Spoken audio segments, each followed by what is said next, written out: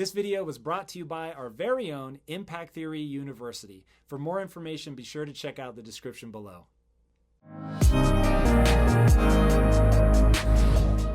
Hey everybody, welcome to another episode of Impact Theory Q&A. Today we are going to be talking all about how to bounce back from failure. This is one of my favorite topics on the planet because this is really how you're going to separate yourself from everybody else. The people that can leverage that failure to learn from that, to improve their skill set and go on to be successful are the ones that ultimately build the life that they want to lead. The ones that are emotionally devastated by failure are the ones that end up in a death loop and they never go anywhere. So without further ado, let us dive into your questions. Number one, I feel like I've always been able to bounce back pretty easily from setbacks and even pretty big failures. Then in September, within a short span, I lost almost everything.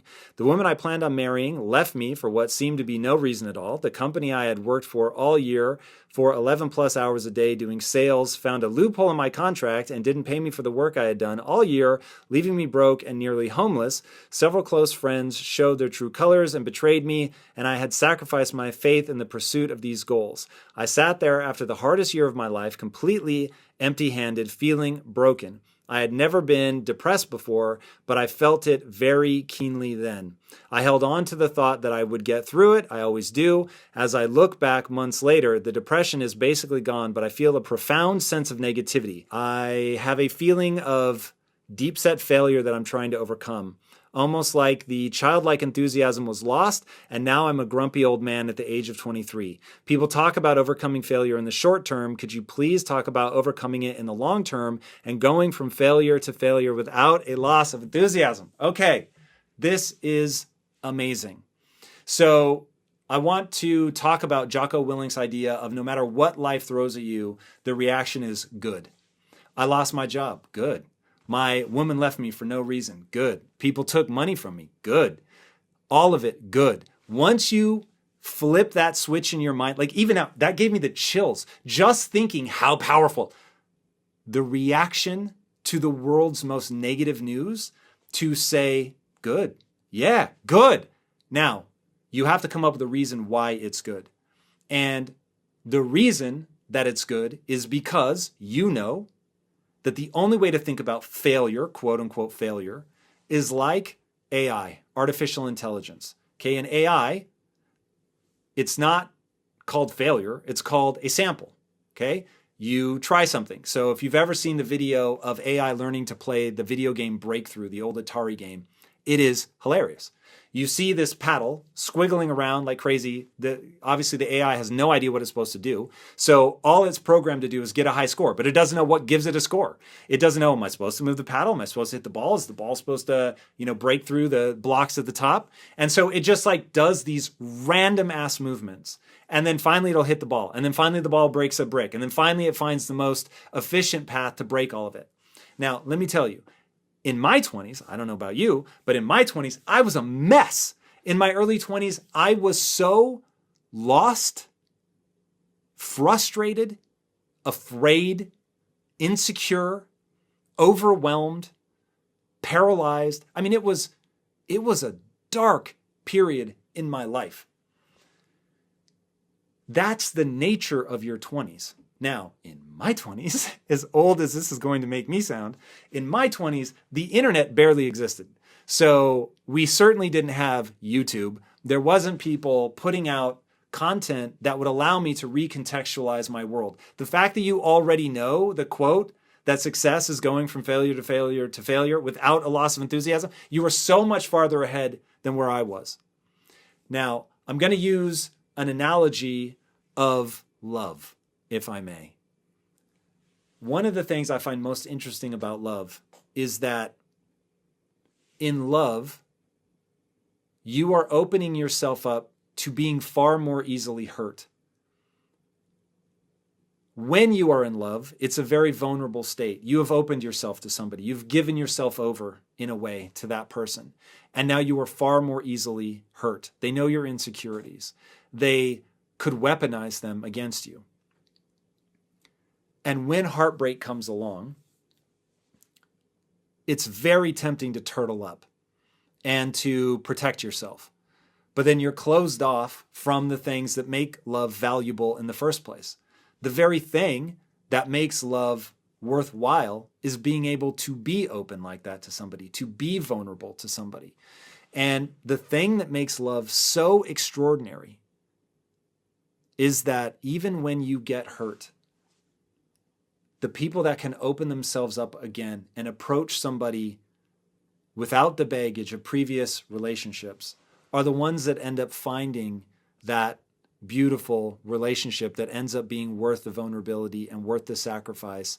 And speaking from experience, ends up being the single greatest thing in your life. Now, if you learned nothing from the heartbreak, I understand why it's scary to go into the next thing. But the idea here, the very way that we bounce back from failure, is by looking exclusively at what we can do differently. And when you look exclusively, I'm not saying other people didn't do something that maybe any rational person would say it's all their fault. Maybe the list of things you gave us is literally, you were just the world's unluckiest human being. But the reason that we're going to say good, the reason that we're going to look at this like AI and samples, the reason we're going to remind ourselves that success is going from failure to failure to failure without a loss of enthusiasm, the reason that we're going to think of that love analogy and be willing to open ourselves back up is because we're going to figure out what we could have done differently. We're going to see, what can I improve in my skill set? What did this catastrophe reveal about my strategy? And whenever a strategy yields a result different than the desired result, then you know the strategy is, by definition, wrong. And I want you to own that. Doesn't mean you're a bad person, okay? But it does mean that your strategy wasn't working. Go back to AI, right? It's wiggling around. It finally realizes, oh, I need to hit the ball. Oh, okay, cool. So now I'm going to track the movement of the ball and I'm going to adjust my paddle to be there. Okay, cool. I got it. Oh, I actually see that hitting it on the sides is far more advantageous than hitting it in the middle, because once I clear a path on the side, then the ball can bounce around on the top and destroy bricks far faster than any other strategy. Okay, amazing. But you had to first have the reaction that failure was good, because it revealed the flaw in my strategy. And because I'm playing the long-term game, I'm going to open myself back up again. I'm going to allow myself to be vulnerable again. I'm going to let the wound hurt as much as it needs to for me to learn the lesson. No more. I'm not going to beat myself up over it. I'm not going to end up in a death spiral of shame. But I am going to recognize that I could do something different the next time and get a different result. That to run the same strategy and expect the result to change is, as Einstein said, the definition of insanity. So that's what you have to do here. You have to recognize that this thing that you consider the worst thing that ever happened to you, with a change of framing, is actually the best thing that ever happened to you. And if you change the question that you ask about this and say, how did this help me? What did I learn from this? Or what could I learn from this? And how can this improve my strategy moving forward? Then all of a sudden the frame of reference changes, the emotion, the way you feel about it, the dark energy that's around it begins to change because you're stoked, right? This is good.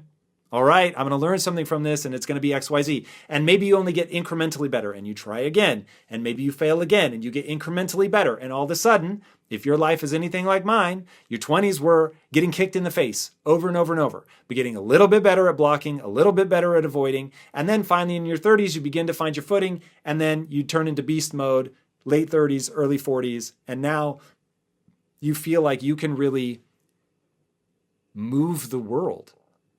It's exactly what it feels like when you understand how your own mind works, how the minds of others work, and just sort of the nature of the world. It's really incredible. But the only way to get there is to flounder around, to make horrendous mistakes and say good. All right. Next question. Every time I face a challenge and feel like it is no longer possible to overcome it, so like I already failed, I completely break down. I cry about it, and then I'm stuck with a feeling of disappointment in myself for at least a week. Afterwards, I slowly but surely regain my resilience. How can I shift the limiting belief that failure is bad and therefore avoid such an intense reaction? And how can I stop putting so much pressure on myself to do everything perfectly? Okay, so what's wonderful here is we're now dealing with the physics of the human mind. And my obsession is to get people to understand that you are having a biological experience. Now, why do I want you to understand that you're having a biological experience? Because I want you to understand that the brain reacts a certain way, and you can actually insert yourself into that and change your approach, framing, the way that you react. And in changing those things, you will change not only the way you feel, but the outcomes that you're able to get. And so I want to introduce you to Viktor Frankl and cognitive behavioral therapy. So Viktor Frankl said, between stimulus and response is a gap, and how we choose to react in that gap will determine the rest of our lives. Now, if you don't know Viktor Frankl, he wrote a book called Man's Search for Meaning. He wrote that book after getting released from Auschwitz. Okay, this was a guy that survived multiple concentration camps. And he was a neuroscientist, and his ability to explain what is happening inside the mind of a human during something that catastrophic is breathtaking. And when you realize that a guy that went through something that just seems unimaginable for a human being to endure, says the way that you endure it is to, one, find meaning in your suffering. So why am I going through all of this? What do I expect to see on the other side of, in your case, shortening the window?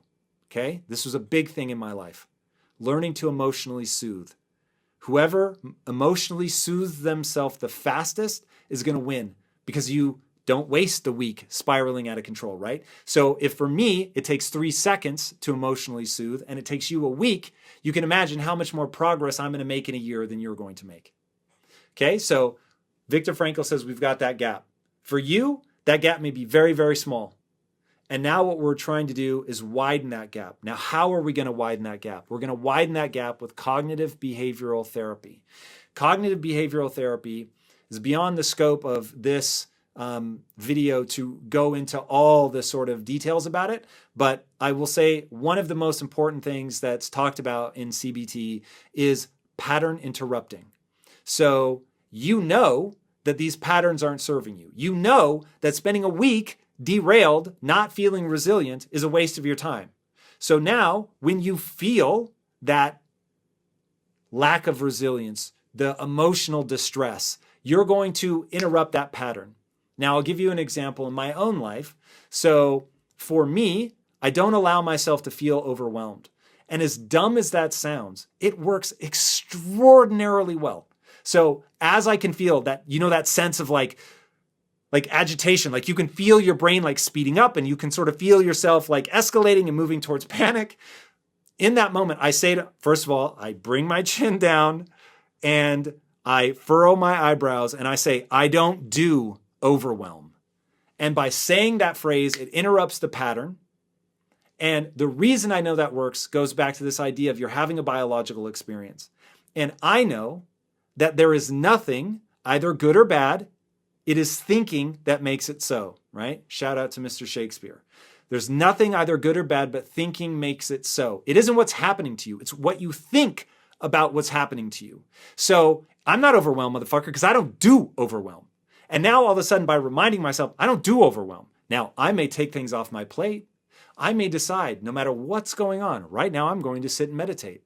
I may remind myself that breathing from my diaphragm will physiologically, whether I wanted to or not, if I do it long enough, it will move me out of the sympathetic nervous system, fight or flight, into the parasympathetic nervous system, rest and digest. That is physiological. And so I'm going to do those things. Now, that doesn't mean that I'm wired differently than anybody or that I'm doing anything, particularly special, but it interrupts the pattern of escalation that I've gotten into because I'm thinking that this is bad. I'm thinking, oh my God, I've got all these things going on. I'm never going to be able to handle them. There's so much pressure. What the fuck am I going to do? And in that moment, what I do is remind myself, I don't do overwhelm. So for you, it may be reminding yourself, I don't spiral out of control for a week. I don't allow that in myself. What I do is I meditate. What I do is I remember failure as part of the process. What I do is remind myself that, like artificial intelligence, I need these samples. I need these moments of failure. This is exactly why I need an anti-fragile personality. My very identity is tied up in learning. Okay, that's a huge thing. When you tie your ego to being the learner, now all of a sudden the pattern interrupt becomes, I'm the learner. I don't mind that I failed. Nothing to spiral out of control about. I'm going to learn from this, and I'm going to keep going. In fact, I want to know, what can I learn from this? What's the lesson here? And when you change your framing and you look at that and you take advantage of Viktor Frankl's gap and you fill that gap with, I'm the learner. I'm going to get better from this. What can I learn? Everything else is going to take care of itself. All right. Question 3.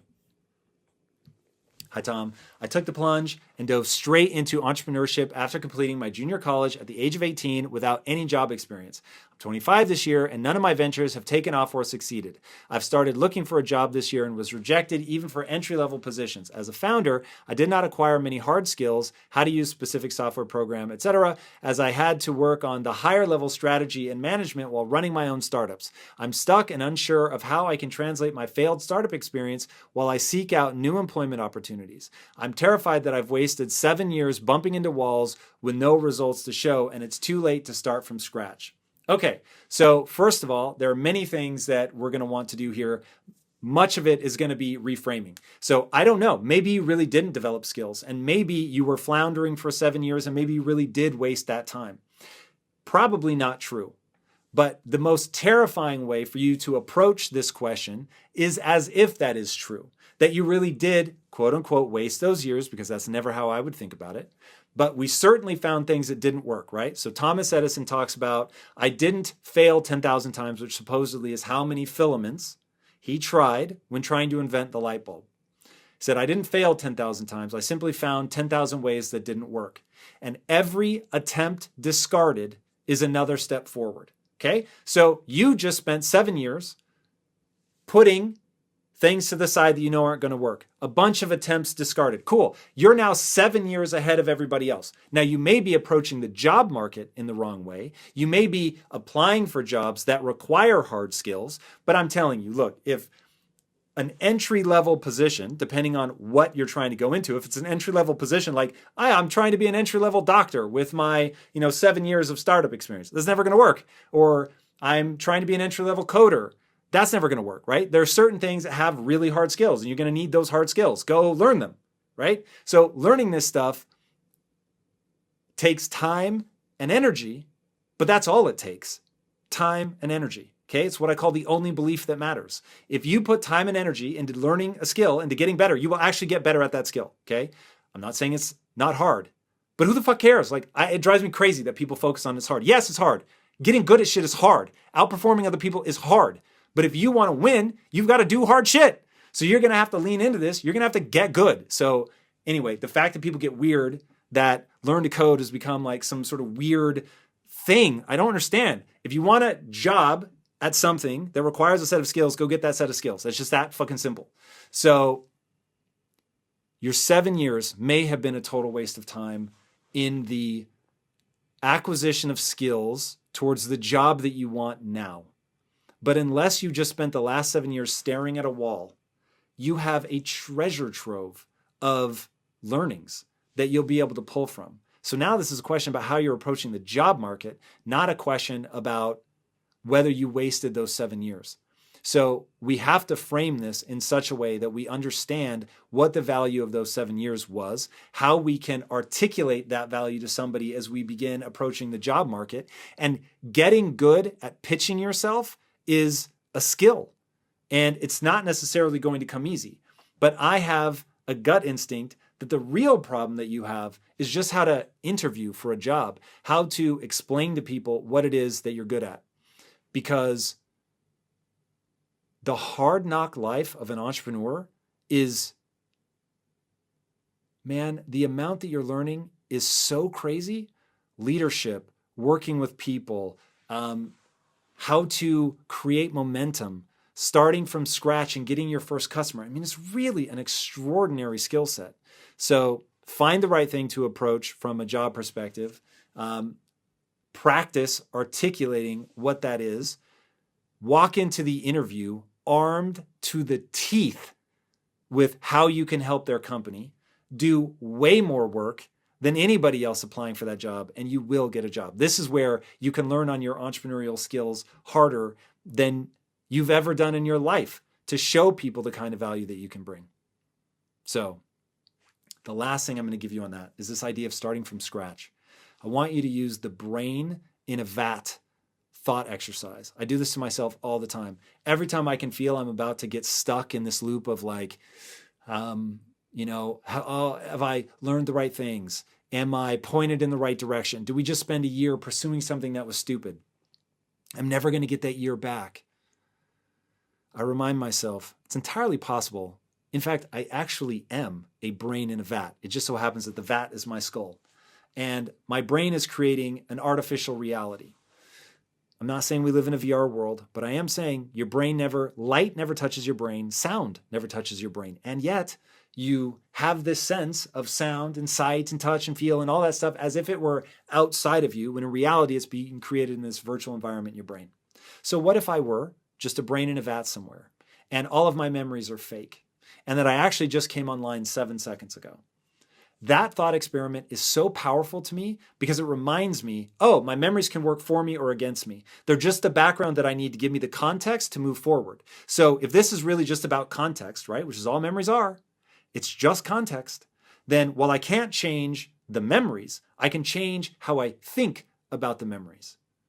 And so I'm going to recontextualize those 7 years as being my 10,000 hours of getting good at something. And now it's like, cool, they weren't failures, they were lessons. And now what I do with those lessons is up to me. This video was brought to you by our very own Impact Theory University. For more information, be sure to check out the description below. All right, number 4. I'm a television presenter and got 2 offers to host those shows. Both producers were impressed and gave me offers on the same day, both unknowing that I applied elsewhere. I picked one and respectfully turned the other down. Where I turned them down, they moved on with a new presenter. I was told to come sign a contract with the production team the following day. Upon arrival, they postponed until they went silent on me. I have been extremely demoralized by this. I am now struggling to find work. It's depressing and frustrating all at the same time. How do I move on? Okay. This is like one of the key insights of my life. You should only ever do and believe that which moves you towards your goal.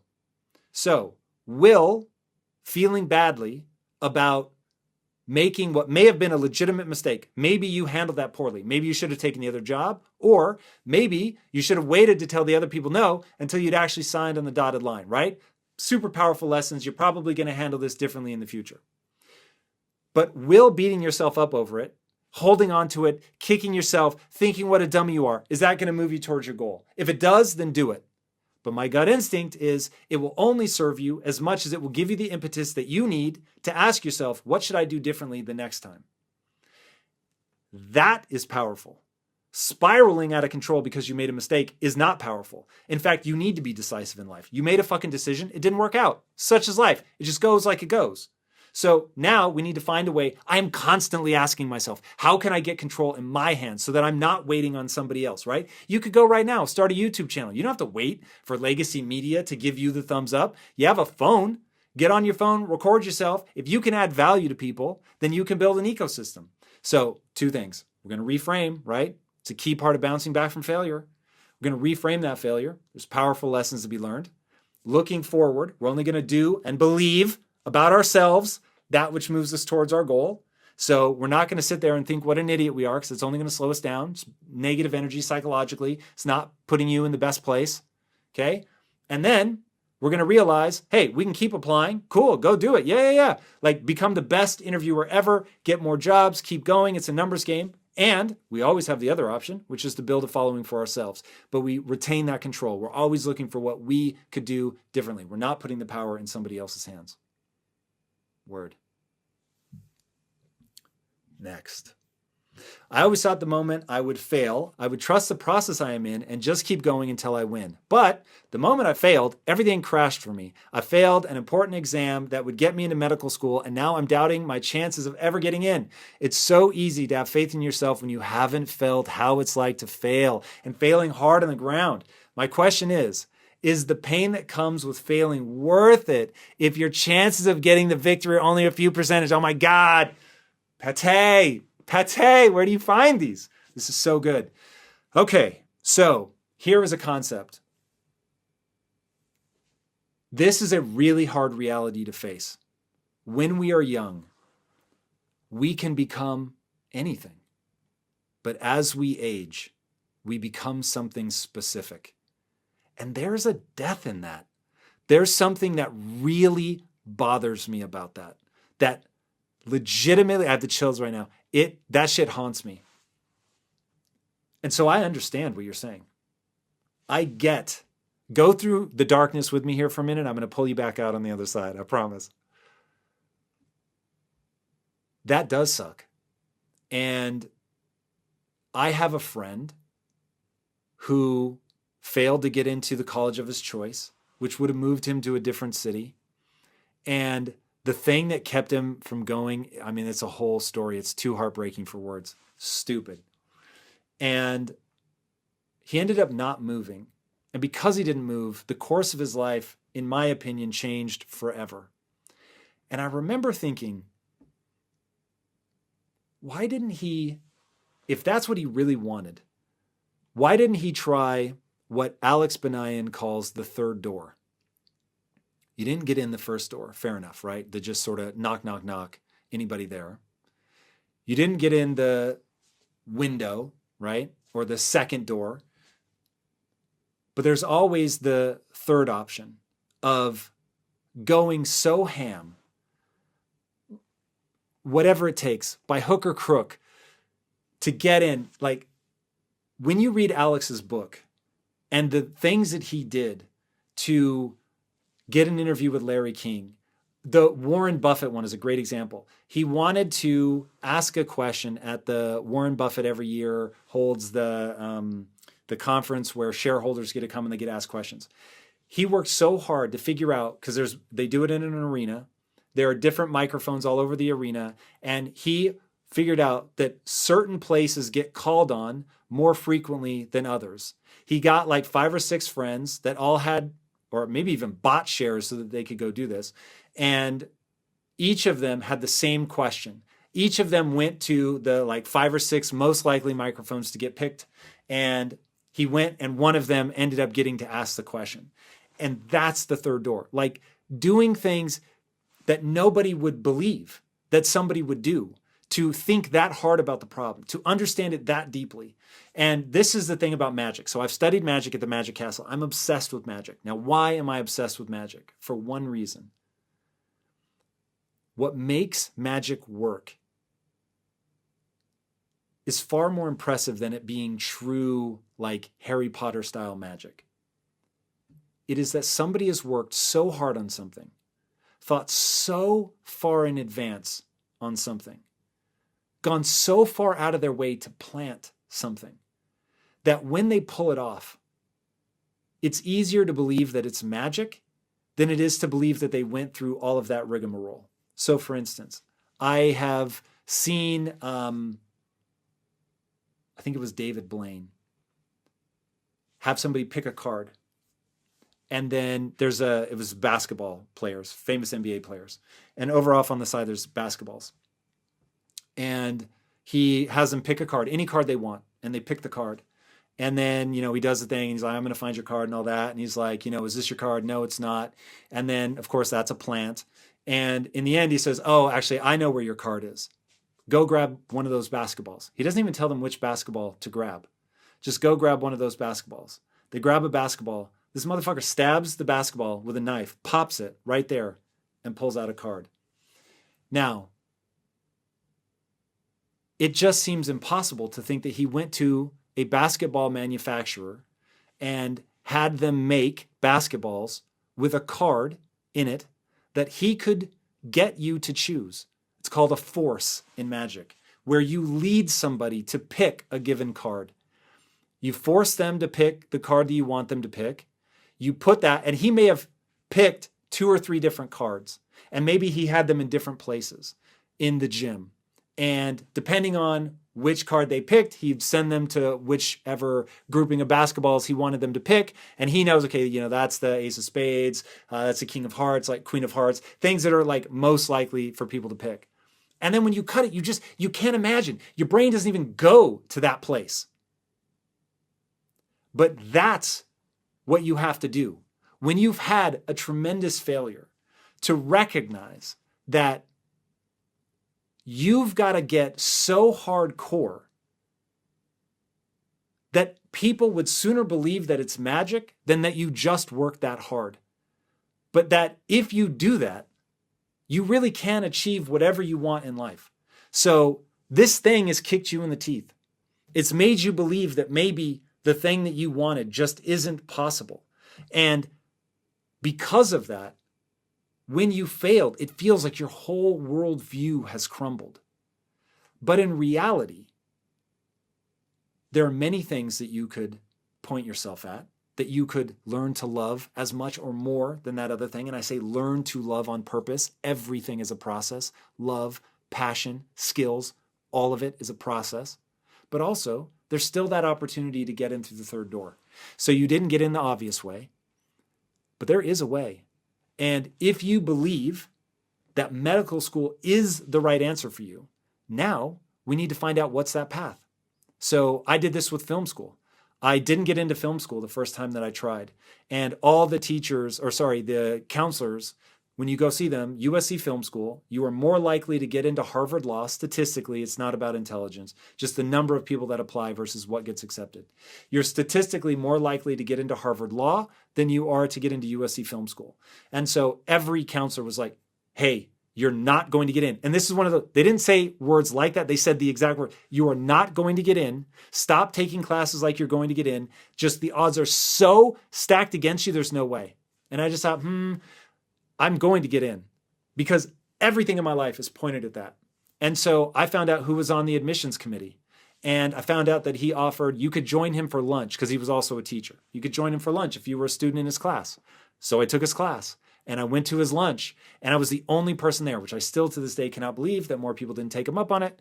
And I joined him for lunch and I said, look, I have one question. My SAT scores are really low. I got a 990. They wanted a 1300. Scores are all different now, but you get the gap. It was fucking huge. And I said, what do I need to do with SAT scores this low? And he said, oh, SAT scores just tell us how well you're supposed to do in college. You've already missed the window to get in as a freshman. You have another opportunity as an incoming junior. Just get really good grades. If your grades are higher enough, then you can get into film school. When I say that nothing else in my life existed for 2 years. I didn't drink. I didn't go to parties. I didn't even date. I didn't do anything but study because I knew that I needed to get good grades. And I ended up getting like a 3.95 or some crazy shit. And so when I reapplied, I got in just like he said I would. Okay, that's the third door. Finding out who's the gatekeeper. What do they actually want? There are other ways to get into medical school, let me tell you. Now it's just a question of, do you want it bad enough to work so hard that when you pull it off, people would rather believe it was magic than just really hard work? Because if you do and you do those things, then, my friend, you will get in. Failure is only permanent if that's what you choose to believe. Reframe it. Recognize you have power. Recognize you have control over what you do, and recognize that if you leave people in awe, and that, my friends, is your job. The only way to really have mind-blowing success in life is to set the bar ridiculously high and then surpass all expectations. And that's when it looks like magic. And that's when you'll get what you want. That simple. Don't buy into failure. It's just a lesson. All right. Last. My question to you is, How do I bounce back when I find out that my mom doesn't believe in me? Oh my God, I can already tell you how to answer this one. I'm emotional when it concerns my mom. I can deal with relatives or friends, but I'm struggling because it's my family who I love very much, and she is the center of my universe. It's a knockout punch, and I don't know how to deal with this, and this has created a very toxic environment in my home. P.S. I lost my father almost a couple years ago, and it's just been me and my mom ever since. Also, moving out isn't an option because she is completely dependent on me. Please help. Oh my God. My life was tailor-made to answer your question. Okay, so first of all, when I left for college, my mother quietly assumed I was going to fail. Now, she admittedly did not say, "You're going to fail," but she assumed I was going to fail. My father-in-law, once I'd already graduated, but I wanted his blessing to marry his daughter, he said no because he didn't believe that I was going to become anything. Now, somebody telling you that they don't want you to marry their daughter because they don't know that you're going to be able to take care of them, that is a pretty direct way of saying, "Hey, kid, I don't believe in you." I've often said, the greatest gift anyone can ever give you is doubt. It isn't belief. Your mom is working for you. Your mom is giving you the best thing that she can give you. Here's the thing. I have the chills. The reason that you need her to believe in you is because you don't believe in yourself. The reason you don't believe in yourself is because you actually aren't good enough yet. Now, your obsession, your mission, should you choose to accept it, is to become good enough, to get so good that nobody can stop you. You can't be denied, that booze can't block your dunks. Let that be the driving force when in your darkest moments, you have that reminder that there are people who don't believe that you can pull this off. 80% of your time should be spent in the light, the beautiful things you want to do, your self-belief, focusing on how you're improving over time. Spend the vast majority of your time there. But there are going to be times, dark moments are coming for you. And ironically, when you feel broken, when you feel like you couldn't possibly go another step, it's proving them wrong, not letting them be right, which is dark energy, man. It's the dark side, right? But the dark side is powerful. That's why it's so seductive. We're not going to spend a lot of time there, but we're going to recognize its power. And you can love your mom and still want to show her. And maybe one way you can think about it, if you want to put this into the beautiful side, that's your mom who doesn't believe in herself, which is why she can't believe in you. She can't see it for herself, so she can't see it for you. And so showing her just how much is possible by just day after day focusing on getting better. It's okay to not be good enough yet. You're the average human, right? Don't believe that you're special. I don't believe I'm special. I think I'm hopelessly average. Now, when people look at me as an after picture, they think I'm being falsely humble, but they didn't see me in my 20s. I was a mess. The reason my mom quietly assumed I was going to fail is because I was on a trajectory to fail. The reason my best friend assumed I was going to marshmallow my way through life, that's a quote, is because I was marshmallowing my way through life. The reason my father-in-law didn't think I was going to succeed is because I didn't have the drive to see my ambition through. These people had not misidentified me. I just wasn't good enough yet. And so I took that on and said, cool. I love my father-in-law. He's an amazing human being. He was always very kind to me. He was very transparent that he didn't think I was on the right path. My mom, my friends, my father-in-law, they were right. But I could change. I could get better. And so I just became obsessed with getting better. So we don't need to convince mom. We don't need mom to cheer us on. We know it is a fact of the human existence that if you put time and energy into getting better, you will get better. Now, it is true you cannot make a racehorse out of a pig, but you can make a really fast pig. So maybe this thing that you're pursuing, you're never going to be the greatest in the world at. But even tenfolding your life would make your life unrecognizable. And I will say that somebody who shows up every day for years and years and years and years and years, sincerely pursuing improvement, won't 10x their life, you'll 100x your life by improving your skills. It's that simple. You're just going to be improving your skills. And suddenly, you turn that lack of belief, you turn that failure into being a guiding light for other people, right? When I said I wanted to become an entrepreneur, my family thought I was crazy. They thought I was risking everything. What was I doing? And there were times I wondered about that. Had I just made my wife's life miserable, right? That her father was right and it really was going to make my wife's life hard. And I did, quite frankly, for years. Being married to me in the beginning meant poverty. It meant clipping coupons. It meant having to track a $2.99 rental of a movie back when that was the thing. And in my dark moments, I worried that they were right. But in my dark moments, I just focused on, I'm not going to let them be right. And I only need one belief. And that is that if I put consistent time and energy into improving my skill set, if I'm honest with myself about where I am, what I need to do to improve, I actually will improve. And so I started saying the following phrase to myself. Don't judge yourself through the lens of a moment. Judge yourself through the lens of a lifetime. And maybe a more practical way to think about it is, look at your life in 3 to 10 year tranches. In any one day, you still feel like a loser, right? But when you look back over 3 years and you think, I'm a lot better than I was 3 years ago. When you think about who you were 10 years ago, like if one of the earlier questions was asked by somebody who was 23, 10 years ago, they were 13. Were they capable at 13 of what they are now? Not by a long shot. I mean, the radical nature of the change would be staggering from 13 to 23. When I think about who I was at 34, right? I'm 44 now. If I think about who I was at 34, oh my God, like the amount that I'm able to do now that I couldn't do then is truly staggering. And even looking back 3 years ago, it's staggering. So recognizing that you don't need people to believe in you.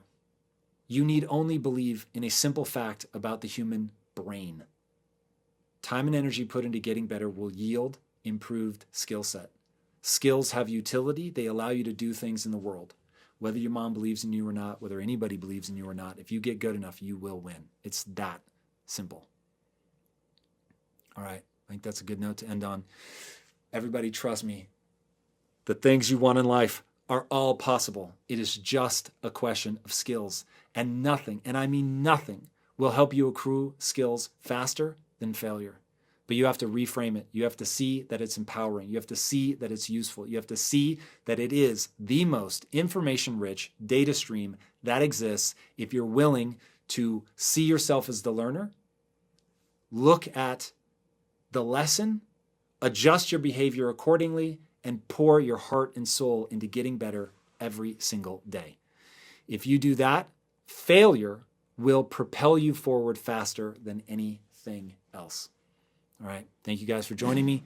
And until next time, my friends, be legendary. Take care.